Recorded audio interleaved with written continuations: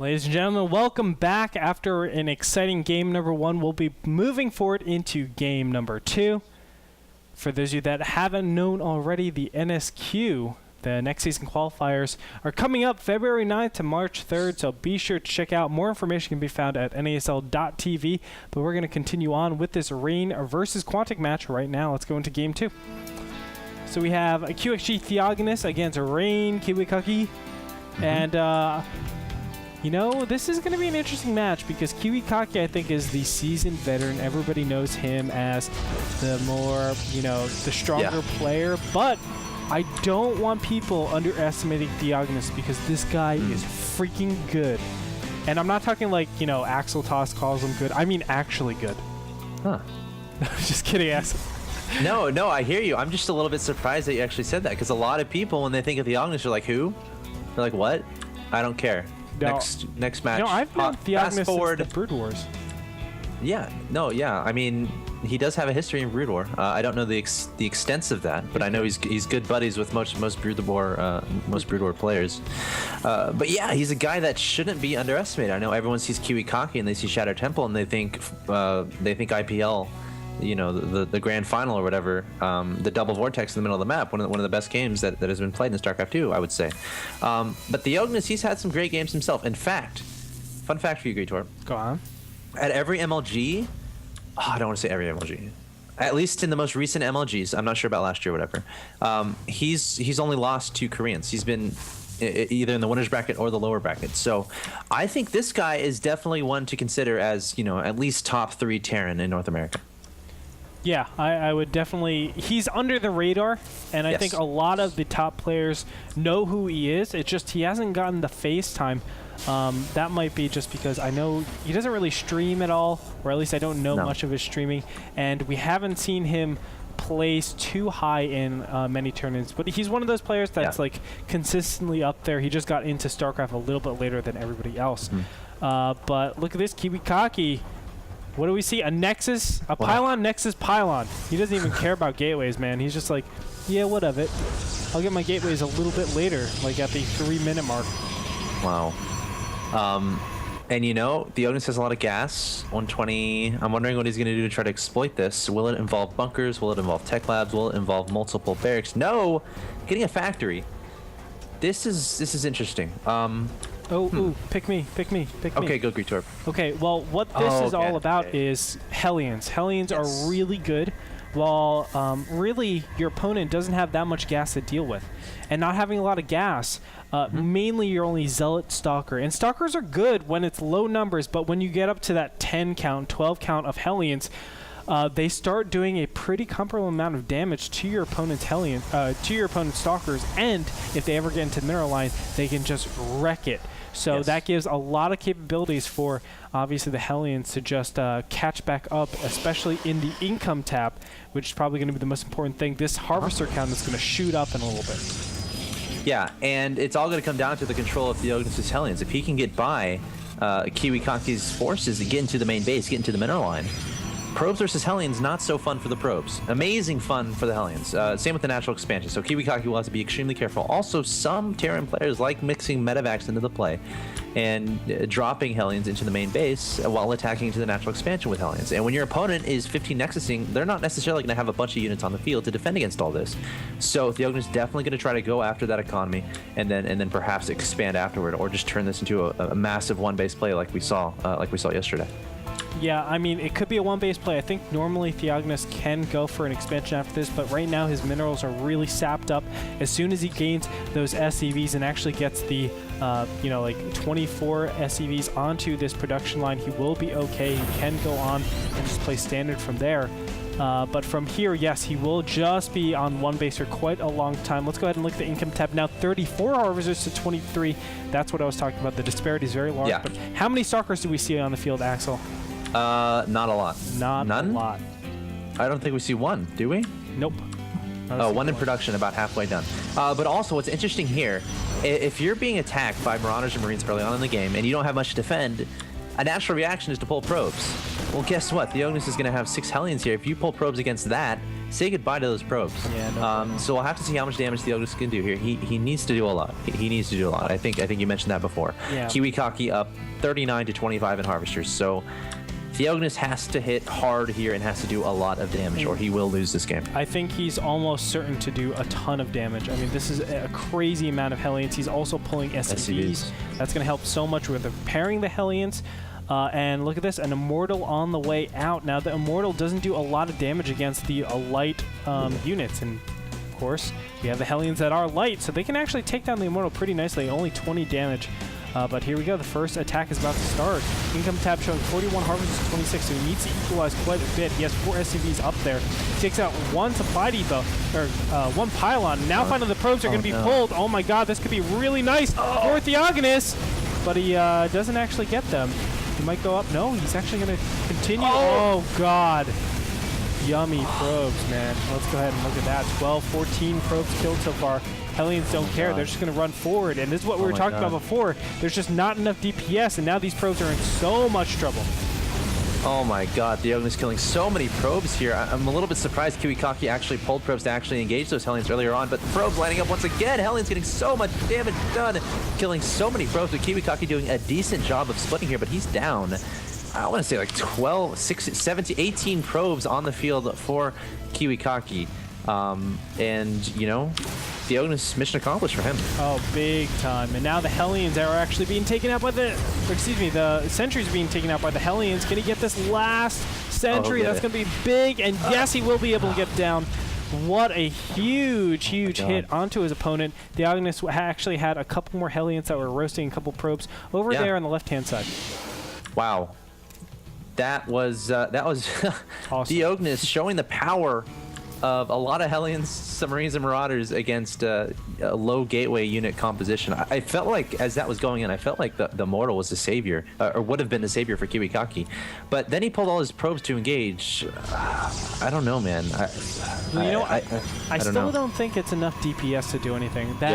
Based on the Sim City, I just feel like Kiwikaki was always going to lose out in this situation. I think 9 times out of 10, if you redid this whole situation, you would have the same results, honestly. Or Theognis would probably win the game a lot more.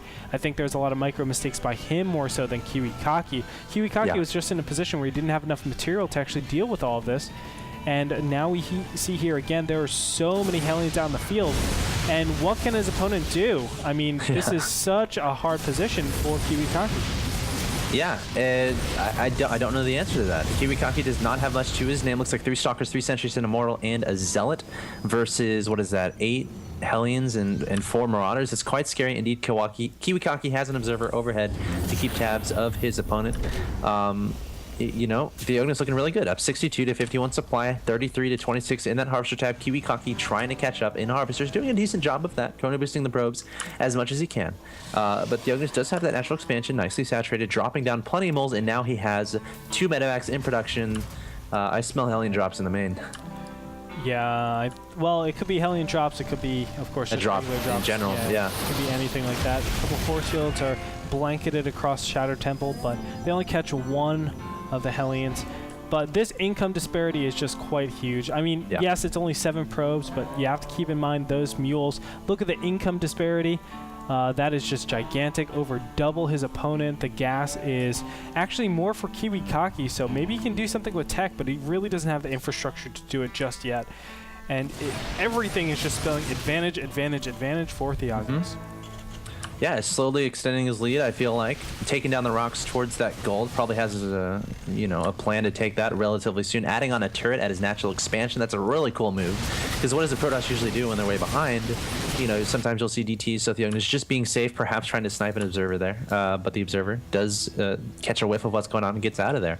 And Theognis has his 2 medevacs out. I'm wondering why he's not using those just yet. Might be trying to time out a push rather than doing a drop. Salvaging 2 bunkers. And is it going to be behind +1? He does have stim. He does have concussive shells. And it looks like he may go for it right now.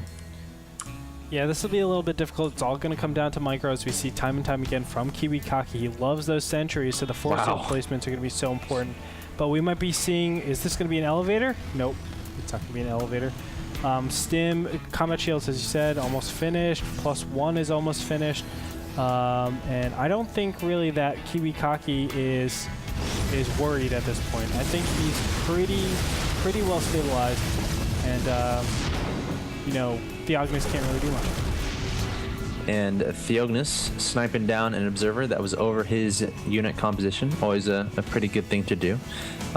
You know, in watching Theognis' game, one thing he does, he zooms in on his army periodically to try to spy out those observers, which is a pretty cool thing to do. Of course, you don't want your opponent knowing exactly what you're doing, exactly where you are at all points in time. So sniping those observers, obviously, you know, a good thing. But either way, Kiwikaki backed up into his natural expansion. Could be an engagement here. Stalkers getting caught on the high ground. Force fields going down, partitioning off a lot of those Hellions. But Theognis just has so much stuff here. But Kiwikaki warping in 3 more Zealots, has 3 Immortals there. And Theognis could pick up these units and back them up if he wanted to, but not doing so just yet. So many Force fields going down for Kiwikaki. And it looks like Theognis just going to back away. One Marauder not getting the memo along with a Marine. But the Theognis is going to get out of there, and Kiwikaki holds. Yeah, and of course, the Sentries helped out so much. He didn't actually have the best engagement there, and again, another whiff of the force fields over here in the middle. But he didn't have the best positioning there, but what really spoke, of course, were those force fields. That helped him out so much, able to partition a lot of the units out. But overall, I mean, Theognis has all the initiative, all the tempo in this game. He can go on and do whatever he wants to, really, as long as he progresses forward. He gets his regular upgrades. He is doing that. +1 weapons has finished. For his opponent, though, nothing. Just now researching +1 weapons. So Kiwikaki just very, very far behind. What can he actually do from here? I don't know. You know, it's really tough when Theognis is playing this solid. I mean, I guess he can push at Thermal Lance with 2 Colossi and hope his opponent doesn't make any Vikings at all. That's probably, you know, what he's going to try to do here, but Theognis is good enough to be able to scan and recognize how many Colossus his opponent has, so we'll have to keep an eye on that, make sure Theognis... Oh, and as I say that, scanning the Colossus. So, will Viking production start? Yes, it will. Yep, and he might hit a timing right now. Thermal Lance isn't finished, so the Marines and Marauders are pretty strong at this point. It looks like he's setting up for a multi-pronged attack with a single medevac going off. Just a little harass over there in the main. But this army for Kiwikaki is very small. Of course, the gold expansion has already been taken for Theognis, so his economy is booming. We're going to see a massive amount of production that's going down pretty soon. The back rocks are being taken down, and you know, things are just straightening out. Theognis extending his lead. I feel nervous for Theognis here. He's like kind of backing himself into a corner. If Kiwikaki knew that army was over there, I feel like he'd definitely go try to engage that. But as it stands, Kiwikaki did not catch a whip of that army and was just taking down the rocks towards his gold. I thought Kiwikaki was going to go trap Theognis, but he wasn't. So Theognis is going to get out of there. A little bit of a risky situation there, but you know, Theognis is going to be fine. Has a medevac in the top right-hand location. Kiwikaki trying to take a Nexus. It is a safe time to do so. Thermal Lance has just completed, has a couple Colossi on the field, but again, you know, a safer expansion would be to take that back third because, you know, to actually get over there, you have to go through a lot of chokes. Where there are chokes, Protoss should have Colossi to deal with it. So, you know, Kiwikaki taking a little bit of a risk taking this gold, but, you know, when you're behind this far, you got to take risks. So, Kiwikaki trying to take this gold, trying to get back into this game. Yeah, for now, it looks like Theognis is just hard countering the Colossus at this point. He wants to get his Viking count up before he actually engages. So he's just massing up. I like his upgrades. He's at 1-1, currently getting his second infantry upgrade, his weapons upgrade, whereas Kiwikaki is going his second as well. Blinkstalker is being researched. Colossus are coming out in the field, but you know, Kiwikaki, as we keep talking about, just because he's so far behind, he doesn't really have the capacity to actually tech like this and switch around. So it leaves huge timing holes. You can see the Temple Archives, Psionic Storm is being researched. These 3 Templars, he needs to buy a lot of time, but the Vikings are coming in right now. The Marines and Marauders are sprinting forward. Is it going to be enough? Nice force fields going off, but there's just not enough Colossus out in the field. The Marines and Marauders are just spreading completely around all of these units. Only a single Viking up. It does get targeted down, but there's just not enough gateway units. Theognis pushing forward, and that's going to be a Kiwikaki loses everything, and he should GG pretty soon. Yeah, that engagement going Theognis' way every which way, and there's the GG from Kiwikaki.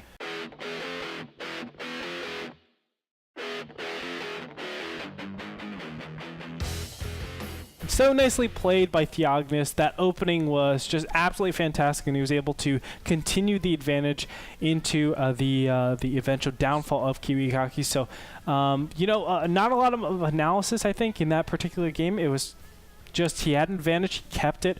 I really want to limelight his build. It's such a powerful build, especially on open maps. If it's something like Shakura's Plateau, I think Kiwikaki's build might be a lot better, just because it's a closed-off ramp. There's 2 ramps, actually, but there's a closed-off ramp at the natural. You can actually build your SimCity a lot better. But in this case, I mean, what can he do from there? It's really, really difficult. I mean, a lot of people, are going to watch this game and they're going to see the beginning. And they'll be like, wow, Theognis going a lot of one-base aggression. I hate this cheesy guy. You can't really say that, though, because Kiwikaki went for a really fast expansion. And as a Terran player, if your opponent goes for a really fast expansion, it's the right decision, at least in my opinion, to try to abuse the fact that he's investing so much into economy rather than army. And that's exactly what Theognis did there. He invested a lot in his army to exploit the fact that his opponent was investing in economy. And obviously it paid off for him big time. Yep, I love it. Theognis played really well, and therefore Rain will fall in this one. So we have I believe, a 1-1 score. Yes, we do. A 1-1 score for both these teams. We're going to go to a short break. We'll be back with game number 3. So don't go away, guys.